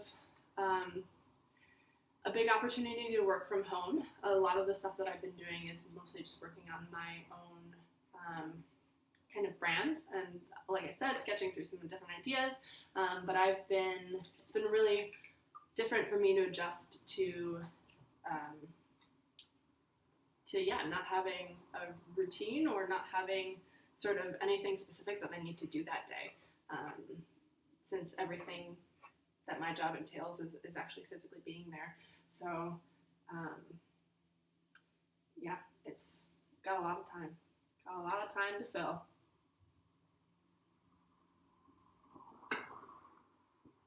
Okay, I think this is great. This is exactly where I want it. I'm just going to come on the rim and smooth that out with my sponge and kind of round that out.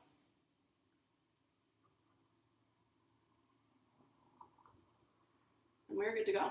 I'm going to trim off some of the bottom here. Thanks Man Glazed Black and thanks Brett Fire for the sparks. I'm going to trim some of this off the bottom just so that I don't have to trim it off later once it's a lot harder, like once the clay is harder.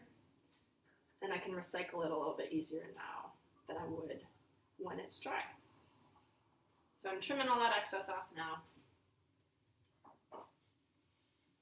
Oof.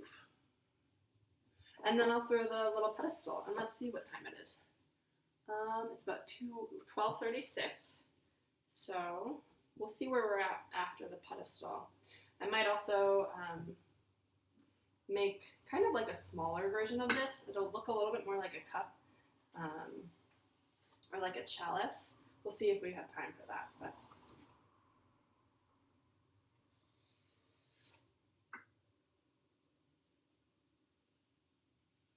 those will be quick. The bigger stuff definitely takes a little bit longer. Normally, when I'm working just like production, so I'm sitting down making kind of the same thing, maybe something that I made a lot of times. On average, start to finish, throwing a cup, just like a basic cup shape, like the first piece that I made, takes about 5 minutes. Again, once I get into a rhythm, so if I am used to the plate form or the plate bowl form or serving dish form that I'm throwing, generally those will take about 15 minutes, maybe 20 minutes for something larger. definitely different when I'm sharing my steps with you all, and when I'm working through forms that I haven't done yet. Okay, so I'm going to wipe off my bat. Really important, especially now being at home, to keep a clean studio. But it's always important regardless to do that, especially with clay. Things can get very messy very quick. Okay, so that is my top part of my serving dish. Nice smooth inside. Ooh. Okay.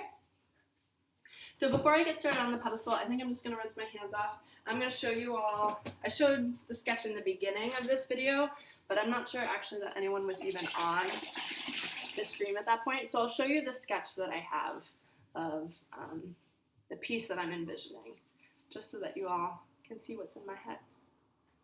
Let me grab a towel. Oof. The thing with throwing, as you're, I'm sitting down a lot, but I've also got my knees kind of torqued a little bit.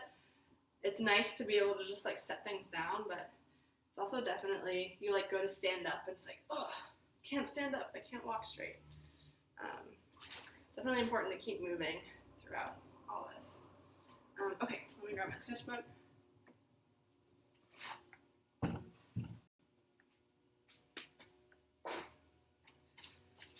I'll get up close and personal here. So this is the piece that's what it'll look like just with the two pieces that I'm throwing today. And then what I envision to do after they're trimmed is also play around with attaching some of those little nubs in different places. So I want to see sort of which spot looks the best. And then here you can see the little smaller version that if I have time will make. This is what I'm hoping to add sort of to the planter too, those planters that I threw. Okay, so we'll get started on the base here. I'm also going to do this on a bat, my last bat. Woo-hoo. So this will be the last big thing that I'm able to throw today. And the reason I'm throwing this on a bat is because I'm actually going to be throwing it without a bottom. So I mentioned earlier that it's important to keep some clay at the bottom of your piece when you're pushing down and creating that opening. But in this case, I'm actually going to go all the way down to my bat. So that just makes it a really, really definitely unstable piece at that point, which is why I want to throw it on something that I can remove, even though it's going to be significantly smaller. This bat is kind of wonky. I'm having even just a harder time, sorry if that's loud, getting it on. So it might pose some problems, but that's okay.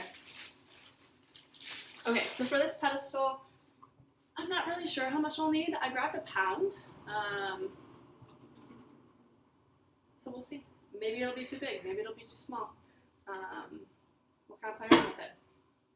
I'm also not sure how wide I want it to be. So I'm going to take a moment here to kind of measure out, got my ruler, kind of measure out how wide my final piece is. And it's about 11 inches, maybe like 10 and 3/4. And I think I want the base to be somewhere between 5 and 6. And this is where having some just at least basic sketches can be really helpful because I've sketched out different proportions and can kind of base my loose measurements off of those. So I'm going to take a look at that again. And that looks about right. I'm gonna go with maybe about 5.5, and we'll see. I mean, we won't really be able to tell until they're put together, until they're all trimmed up, but we'll go with it. 5.5 will be our goal. So this feels very easy compared to the 5.5 pounds that I just worked with. This is like lifting a feather after like a barbell. Throwing in, cone centering. And like I mentioned, this time I'm going to go all the way to the head of the wheel. So I'm going to press all the way through my clay. So there's no clay at the bottom.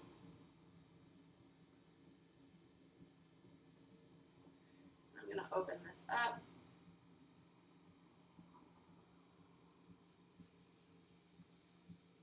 I don't know if you can see my hands wobbling. Again, this bat has some like indents on it, so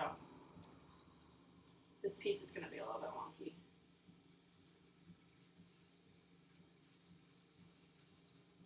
Okay, so I'm going to measure the outside. Looks like I might have overshot the 5.5, but I actually, it has a little bit of a taper, or at least I think that's what I want it to do. So maybe having it wider on the bottom won't be an issue. Maybe that's actually what I want it to be. So we'll say that maybe the top is 5.5 inches. Bottom can be a little bit wider. I think it was closer to 6. And what I'm going to do is I'm just going to pull it up to the thickness that I want.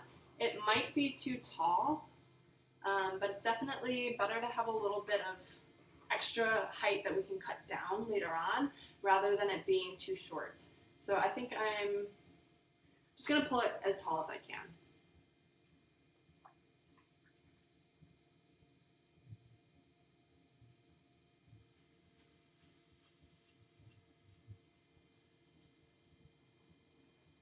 One thing I forgot to do, I forgot to wire through that platter.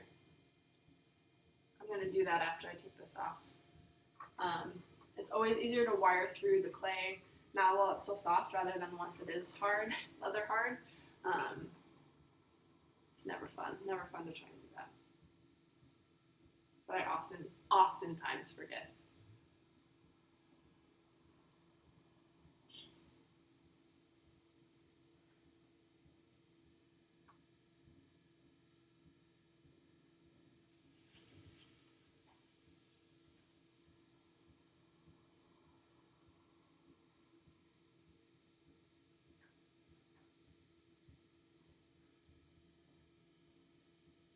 Okay, so I think that's maybe about as tall as I can go. We'll measure this, and that's closer actually to like 4 inches.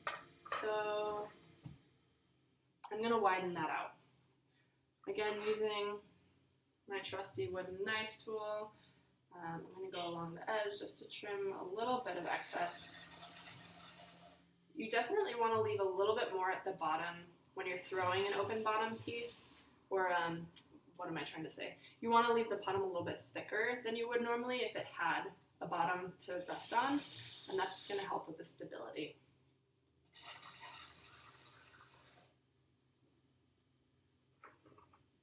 And then flipping that over again to get my nice straight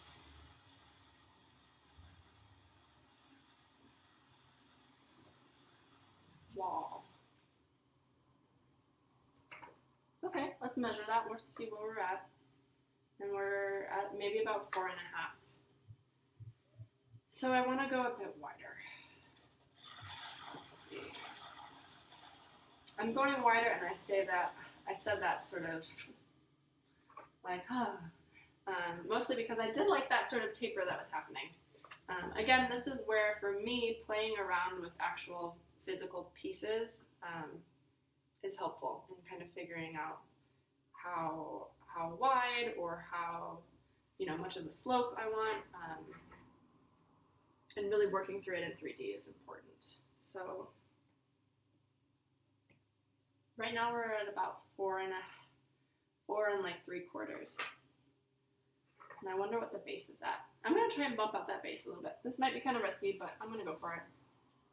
So I'm going to come on the inside and try just kind of continuing to press that clay out. The reason this is risky is because the clay could just separate from the bat, but it doesn't look like it did that.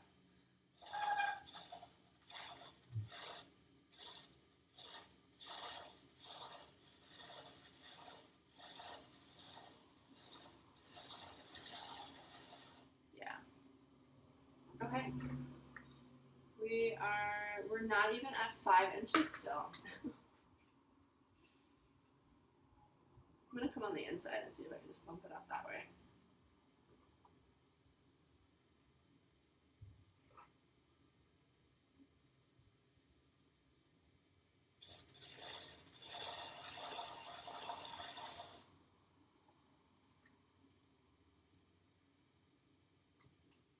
funny. I feel like I'm doing something and then it's actually not changing it. Or at least it doesn't seem like it is.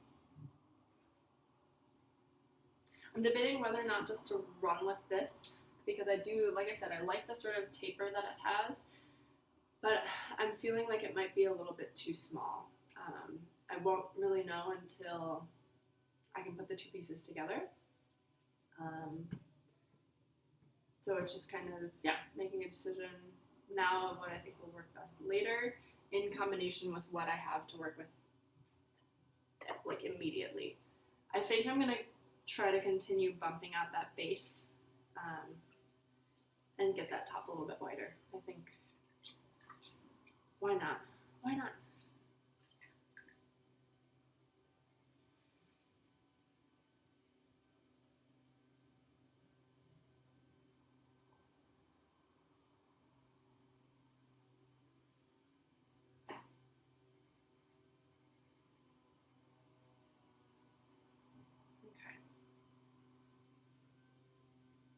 Bring in our knife tool.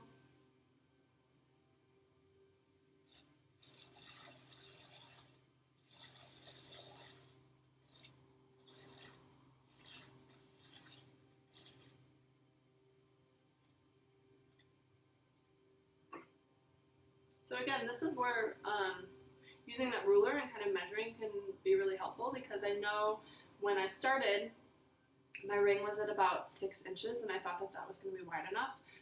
And now I know that it's not. So next time I go to make this, I know, to go to maybe, let's see if I was to estimate, closer to 6.5 or 7 inches to get to the width that I want it to be.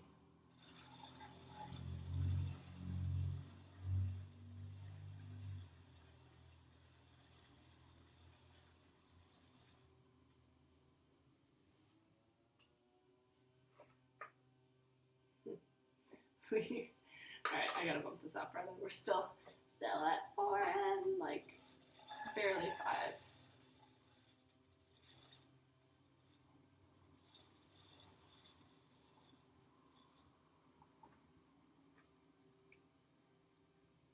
Okay, we're at 5 inches now. I don't think I want to try and push it to 5.5. So yeah, I'm just gonna kind of clean up these sides. Sorry for that awful squeaking noise.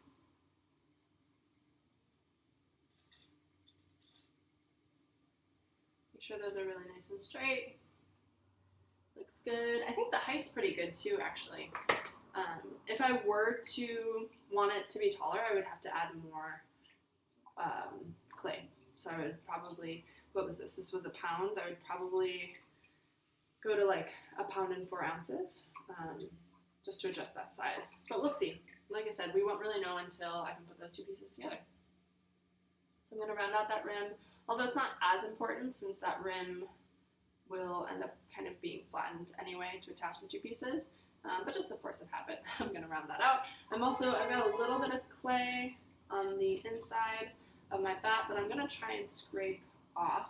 I don't have a flat rib, which is normally what I'd use. So I'm just going to do my best with my sponge.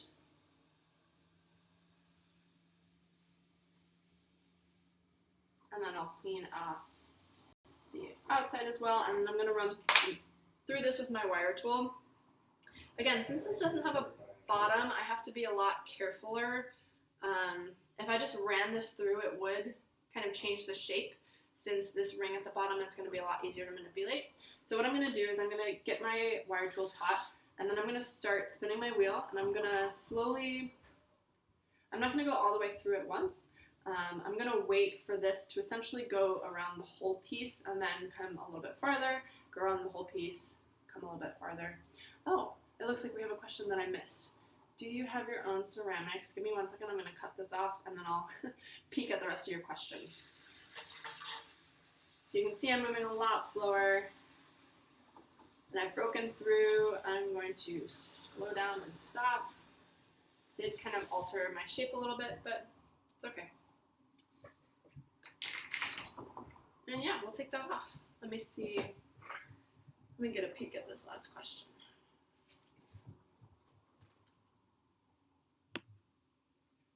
Do you have your own ceramic stream? I do not. This is my first time ever streaming. And I will have to say I've had a lot of fun doing it. If I were to ever stream again in the future, it would likely be off Instagram Live. But if you'd like to see me again kind of finishing up these pieces, please let us know. I'd be happy to do another stream with CreatiVets, kind of showing how I go back and trim these pieces and finish them off. Oh, and thank you for linking my Instagram. It's at Emrys Ceramics. Yeah, give me a follow, and I'll keep you posted. Okay, I'm going to take this off. I'm going to wire through the bottom of my serving dish, or like the top portion of the serving dish, because I did not do that. Oops.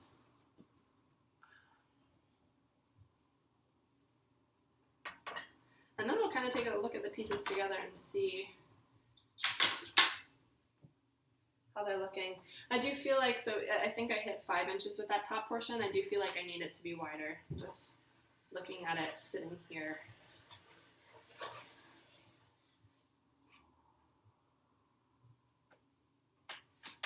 So I might end up having to throw another one later. Let's see. Let's do like a little faux. It's also nice to have it on bats because you can pick it up and kind of move it around really easily. Oh, I don't know. Maybe with a little, if I were to do the little knobs in here, it might work. We'll have to wait. We'll have to wait and find out. All right. So I've got a couple more minutes here. I'm going to do just some quick little pieces. I'm going to take my bat pins out. I'm going to try working on that little kind of like goblet shape. What I envision that being used for is either as like a ring dish or as like a little salt pinch cellar. Yeah. So I've got, I think this was 6 ounces of clay, so very small compared to what we were working with earlier.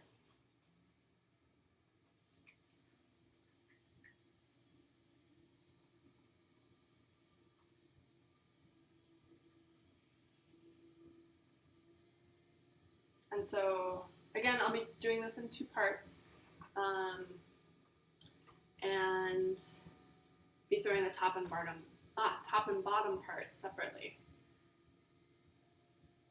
Karen Lynn said, would love to see another. Again, I can't see the rest of the comment, but I'm assuming another video. So thank you, Karen Lynn, and thank you, Fenris Strange. I would love, love, love to do a part 2 of this for you all. Okay, so we're centered. I'm gonna open this up. We're just making kind of a tiny little, actually kind of a tiny version of what we just did. Oh, and thank you, Man Glazed Black, for some sparks and pizza. I don't know if they're sparks. I don't know. Like I said, it's my first time streaming. Not really sure if there are different stickers other than sparks. New to all this.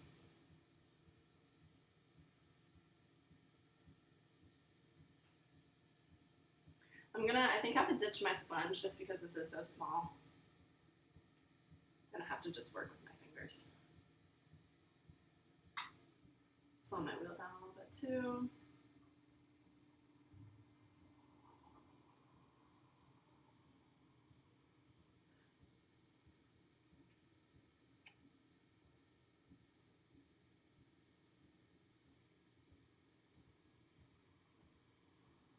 So this is, just looking at it right now, a little bit bigger than I was envisioning.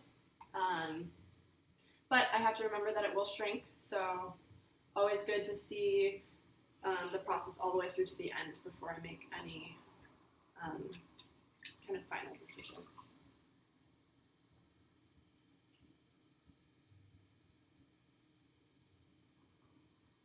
I'm going to go into, I think, with my rib. I've got a pretty good shape just having used my hands, but sometimes the rib is helpful.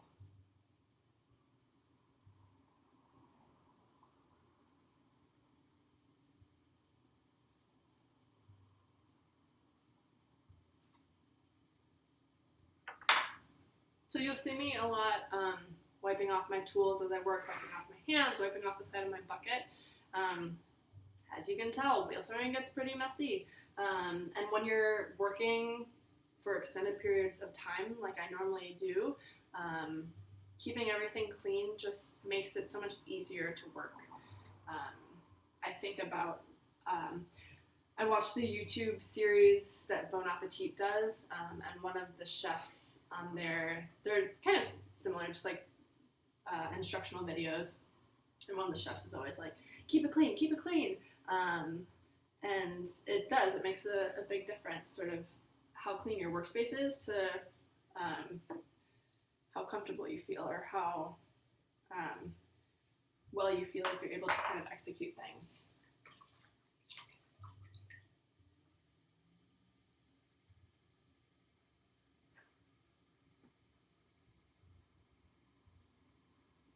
All right, I like that. I'm gonna round off this edge a little bit. It's a little bit sharp, or like squared off, not sharp, but just kind of square. If you haven't noticed from the final pieces that I've held up, I definitely dig rounded edges and kind of that continuous edge. So I'm gonna round that off.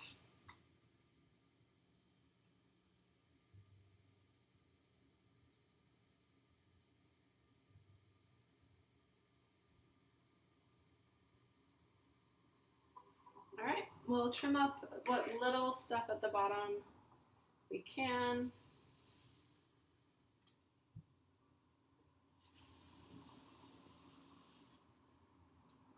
And then we'll cut this off. This also might be tricky. Where? Oh, it's on the ground. Might be tricky to take off. Again, since this clay is so soft, we'll see, but it's small enough, I feel. Maybe we can do it. I'm gonna bring my wear board back down here, pick the larger side to put it on, although that might be too small. And I'm gonna wipe my hands down. I might actually also wipe off the underside. I realized that the underside didn't get any rib action, so I'm going to wipe that off, just so it's not as slippery. Okay, let's try this again. I'm going to wire through it one more time. It feels stuck. Something else I'm actually not taking my own advice.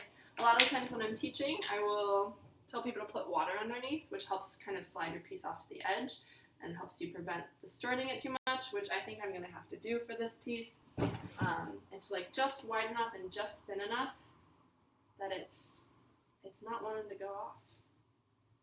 So I'm going to kind of fix that up. I definitely altered that form.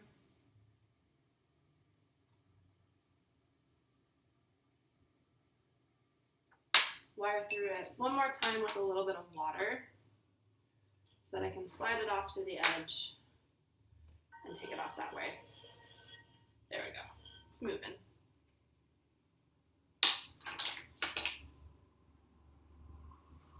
Perfect. All right, and our little top portion for our ring / jewelry / salt cellar. Cute. Okay, I'm going to throw that last piece, and then I think we will be wrapping it up here. But yeah, this is going to look a little bit more like a candlestick, I think, compared to the last one, or the last like base that I threw. Definitely not going to be as wide. And this is 4 ounces of clay, so very, very small. Again, I'm not sure if this will be too much. Don't know if it'll be not enough. We're going to find out.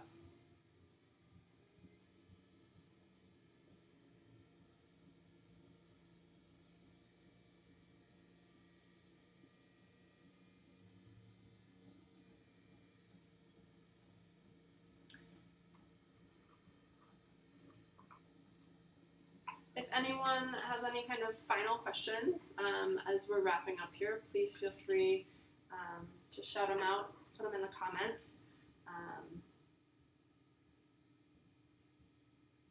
So for this base, again, I am going all the way down, excuse me, all the way down to the bottom of my wheel. I'm not leaving that little extra strip of clay. I want that to be hollow.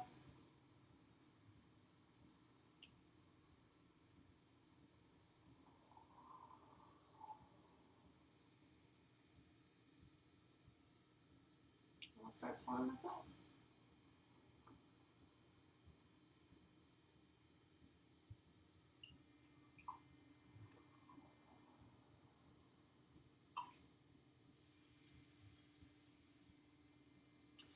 I know that here at Leo Augustine will be doing another live stream, I believe at 2 o'clock today.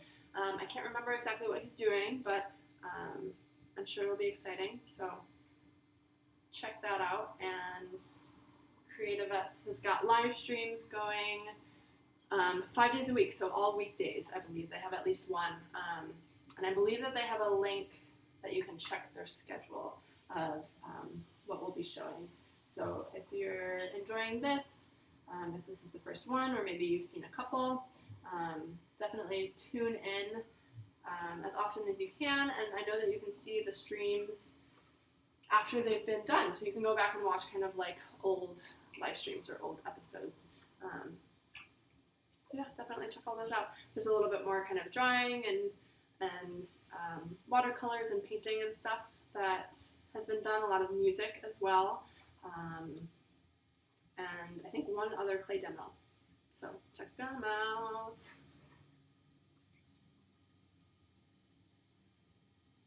Let's see. 2 p.m. intro to comics. That'll be fun. So this is getting a little thin. I don't think I have enough clay. I also think I made it a little bit too wide. Karen Lynn Augustin said, all I can see is you are the female BO. I think maybe female Bob Ross. That would be a great compliment. Thank you, Karen Lynn. Again, I'm just assuming that that's what the rest of your comments said, because I can't see it. Get a little bit of water out of here. I might try and tighten this up at the bottom. I think it's maybe a little bit wider than I want it to be.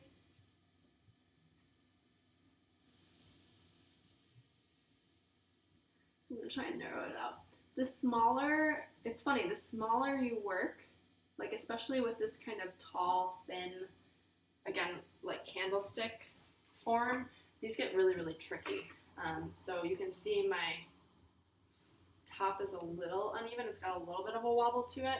And I'm starting to get what we call torquing, which is just like twists in the clay. So I'm not sure how much more I can actually manipulate this.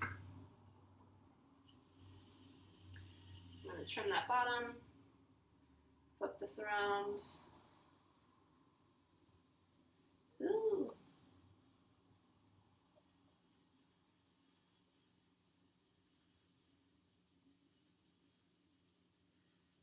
And yeah, we will see. We will see if the proportions are right.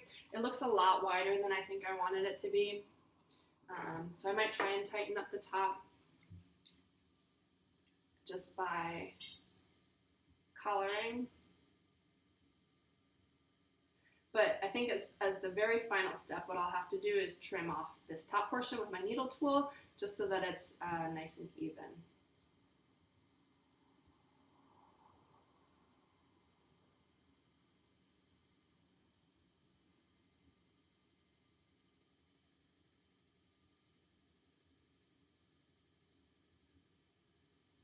Okay. It's a little bit more what I was envisioning. I think the bottom is still kind of wide, but I'll just have to make more.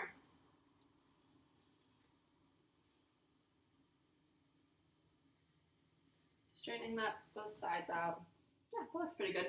And then I'll go in and cut off the top portion using my needle tool. So I'm just holding this kind of at the low spot. So I'm not sure if you can see this, but right there's the lowest. I'm going to put a finger on the inside just to catch that pressure. I'm going to start by slowly scoring around the outside and then pressing in, similarly to how I cut through wired through the bottom of that last piece. Just dump that in there. So a little bit more even. Again, this will kind of probably be changed a little bit when I go to attach the two pieces, but just for now, it's where I want it to be. I'm going to check my sides one more time and maybe give them one more final adjustment. All right, I think I'm happy with that. Smooth out the rim one more time. and we'll wire through the bottom. This is small, but again, I'm going to do the same thing, kind of scoring around the outside. Thanks Man Glaze Black for the sticker for the sparks. Scoring around the outside. Ooh, and you can see it kind of got caught there and twisted. So I'll have to round that back out. Wipe my hands, get my board ready. Oops. And yeah, this one is so tiny. My hands are way too slippery. That's okay. I'm just going to slide it off to the edge. Kind of bump that out. Alright, that ended up being a little bit wonky, but that's what I mean about doing it more than once. Sometimes even just going through the process that first time. You know, maybe this one I'll end up recycling, but I've learned enough from that first time to go back and do it just that much better. So repetition is key. All right, the final thing I'm going to do is just clean off the head of my wheel. And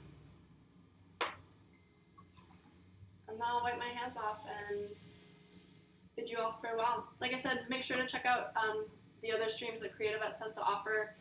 They have one more today with Garrett Leo doing the intro to comics. And I believe they've got some more tomorrow as well as next week and beyond. And check out the old ones too if you find yourself bored this weekend or just want to binge some CreatiVets live streams today. But yeah, thank you all so much for joining. I'm hoping that maybe we'll get a part 2 set up for this. Otherwise, make sure to follow me on Instagram at emrysceramics if you want to see sort of how these pieces turn out in their final stages. Thanks again. I hope you all have a great rest of your afternoon, rest of your Thursday. We'll see you soon. Goodbye, everybody.